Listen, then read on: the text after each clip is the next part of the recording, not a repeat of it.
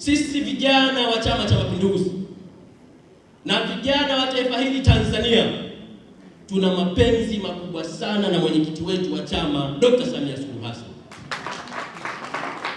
Mapenzi ya vijana hayawezi kuonyeshwa kwa maneno matupu. Mapenzi ya vijana hayawezi kuonyeshwa kwa kuimba tu.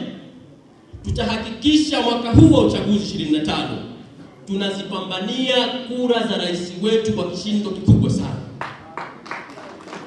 Lakini jambo la mwisho, ili kumsaidia kazi rais wetu, sisi vijana wa Chama cha Mapinduzi, ndugu makamu mwenyekiti, tukuhakikishie tutakwenda kugombea nafasi mbalimbali za uongozi katika maeneo yetu.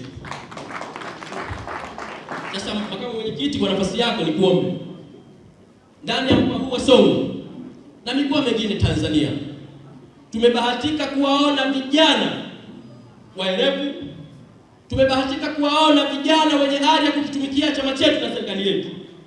Tumebahatika kuwaona vijana wenye uwezo na uthubutu wa kulitumikia taifa letu.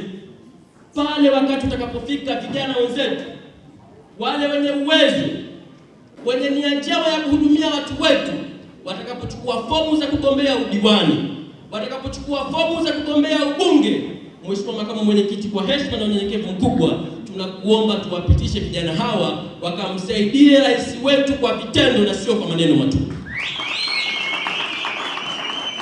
Viva vijana, viva!